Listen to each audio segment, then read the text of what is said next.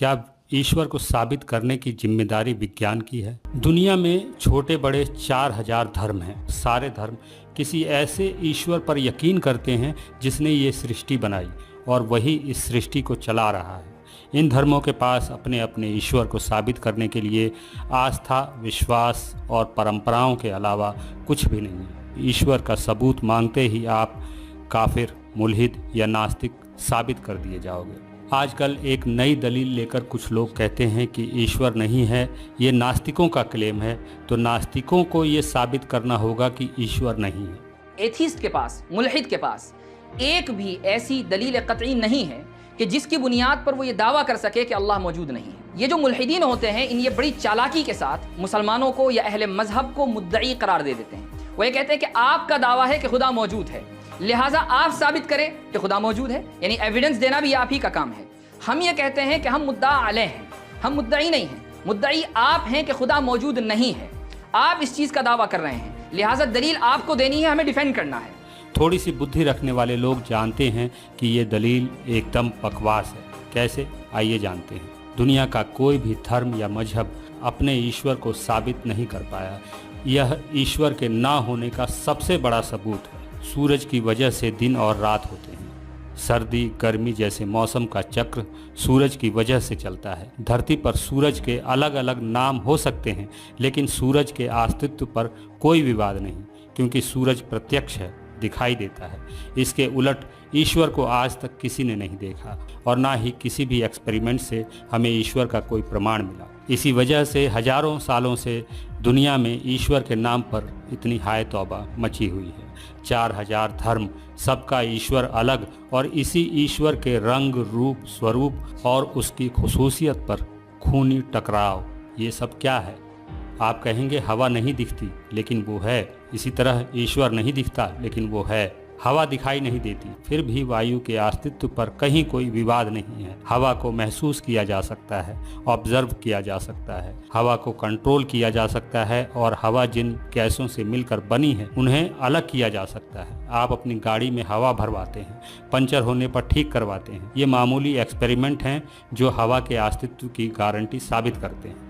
इसी तरह अणु, परमाणु और बहुत से एलिमेंट्स जो भले ही दिखाई ना देते हों, उन्हें साबित किया जा सकता है, लेकिन ईश्वर को किसी भी एक्सपेरिमेंट में साबित नहीं किया जा सकता। हिग्स बोसोन की सूक्ष्मता से लेकर यूनिवर्स की विशालता तक को हमने शोध के पैमाने पर परख लिया, लेकिन ईश्वर का कहीं कोई प्रमाण नहीं मिला। इससे ये साबित होता है कि ईश्वर का कहीं कोई अस्तित्व नहीं है। ईश्वर का क्लेम तो धर्म का है, फिर उसे साबित करने की जिम्मेदारी विज्ञान की क्यों? दरअसल विज्ञान का ये काम ही नहीं है कि वो ईश्वर की तलाश करे। ये काम उन धार्मिक गिरोहों का है जो ईश्वर का क्लेम करते हैं। Extra ordinary claim required extra ordinary evidence.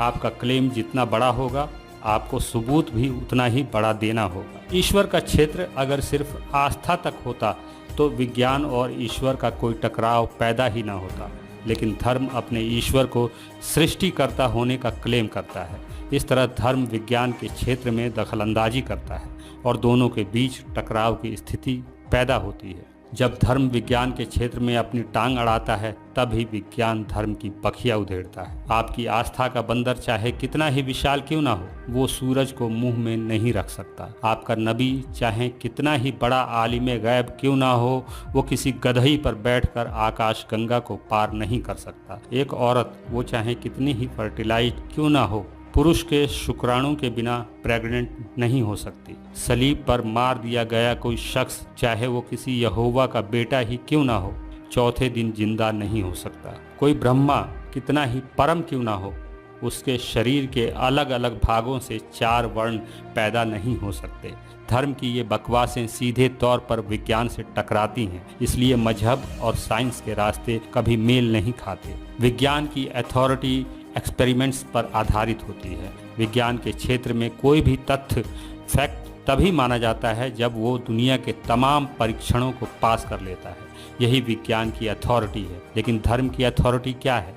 क्या ऊल जुलूल की कहानियों पर टिकी धार्मिक पुस्तकों को ईश्वर के होने की अथॉरिटी मानना उचित होगा? क्या आस्था, विश्वास या श्रद्धा को ईश्वर के होने की अथॉरिटी मानना सही होगा? क्या धर्मगुरुओं की बकवासों पर यकीन करना वाजिब होगा? जब किसी भी माध्यम से ईश्वर को साबित नहीं किया जा सकता, तब ईश्वर खुदा गॉड के होने की गारंटी शून्य के अलावा और कुछ नहीं, और यही शून्यता ईश्वर के ना होने की सबसे बड़ी गारंटी है। ईश्वर के होने की गारंटी किसी के पास नहीं, लेकिन ईश्वर सबके पास है। सृष्टि बनी है तो बनाने वाला भी होगा। अरे भाई, ये लॉजिक कब का फेल हो चुका है, क्योंकि universe is not a creation, it's evolution. ये यूनिवर्स क्रिया और कारण की ऐसी अनवरत चलने वाली श्रृंखला का परिणाम है जिसकी ना तो कोई शुरुआत है और ना ही कोई अंत। सच तो ये है कि इस सृष्टि को किसी ईश्वर की आवश्यकता ही नहीं, इसलिए वो है ही नहीं, और जो नहीं है उसके लिए धर्म का इतना झमेला क्यों? दरअसल धर्म दुनिया का सबसे प्राचीन बिजनेस है, भय का व्यापार। गंदा है लेकिन धंधा है, और इस गंदे धंधे ने इतिहास में सैकड़ों जालिमों को पैदा किया, जिन्होंने धर्म के नाम पर खून की नदियां बहाई। आज भी दुनिया की बड़ी आबादी इस गंदे धंधे का शिकार है। ये धंधा अफीम के व्यापार जैसा है। लत लग गई तो पीढ़ियां नशेड़ी पैदा होती है, और फ़ायदा इस अफीम के व्यापारियों का होता है। इन सभी बातों से अलग, जिन्हें सच में ईश्वर की तलाश है, उन्हें धर्म के मायाजाल से बाहर निकलकर विज्ञान के साथ चलना चाहिए, क्योंकि सत्य की तलाश करने की दिशा में विज्ञान से बड़ी अथॉरिटी धरती पर दूसरी कोई नहीं।